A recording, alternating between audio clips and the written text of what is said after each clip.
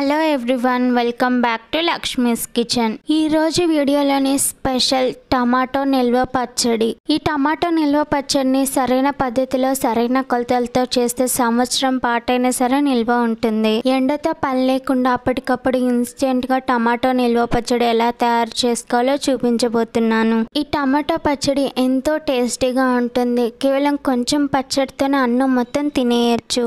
ఈ పచ్చడిని ఎలా తయారు చేసుకోవాలో ఇప్పుడు చూద్దాం. దానికోసం ముందుగా ఒక 1/2 కిలో వరకు టమాటాలను తీసుకోండి.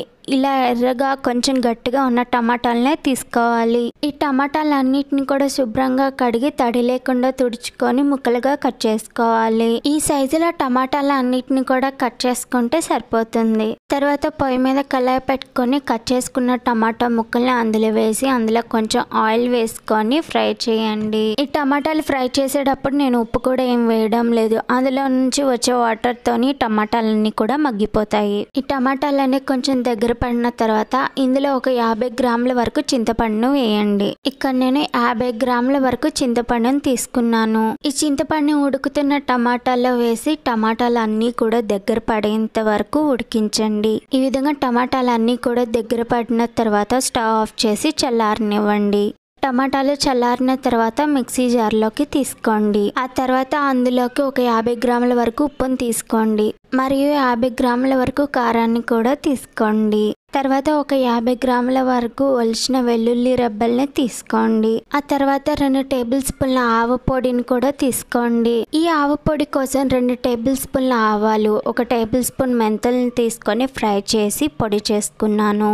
ఆ తర్వాత మూత పెట్టుకొని గ్రైండ్ చేయండి. ఈ విధంగా ఇక్కడ చూపిస్తున్నట్టు ఈ కన్సిస్టెన్సీలో టమాటాలన్నిటిని కూడా గ్రైండ్ చేసుకుంటే ఎంతో టేస్టీగా ఉంటుంది. ఆ తర్వాత కళాయిలో ఒక 200 గ్రాముల ఆయిల్ వేడి చేసుకున్న తర్వాత అందులోకి తాలింపు గింజల్ని వేసి ఫ్రై చేయండి.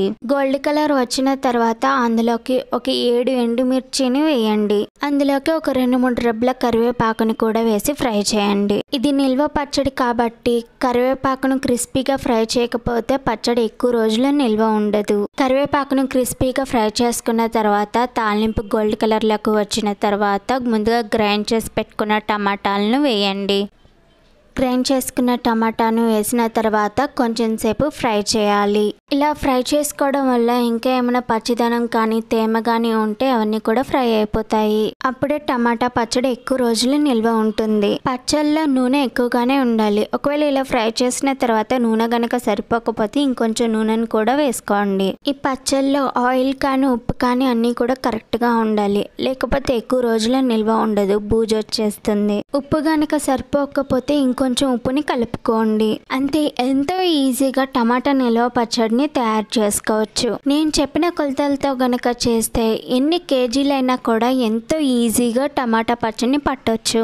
నిల్వ పచ్చడిని చేయడం చాలా కష్టం అనుకుని చాలా మంది పచ్చళ్ళని పట్టారు. ఇలా ఒకసారి ట్రై చేసి చూడండి, ఎంతో ఈజీగా తయారు చేసుకోవచ్చు. మీరు కూడా ఈ టమాటా పచ్చడిని తయారు చేసుకొని ఎలా వచ్చిందో నాకు కామెంట్ చేయండి. నా వీడియో నచ్చినట్టయితే లైక్ చేయండి, షేర్ చేయండి. మరిన్ని ఈజీ అండ్ టేస్టీ రెసిపీస్ కోసం లక్ష్మీస్ కిచెన్ ఛానల్ని సబ్స్క్రైబ్ చేయండి. బెల్ ఐకాన్ని క్లిక్ చేయండి. అప్పుడే నేను చేసే ప్రతి వీడియో మీకు నోటిఫికేషన్ వస్తుంది. Thank you for watching.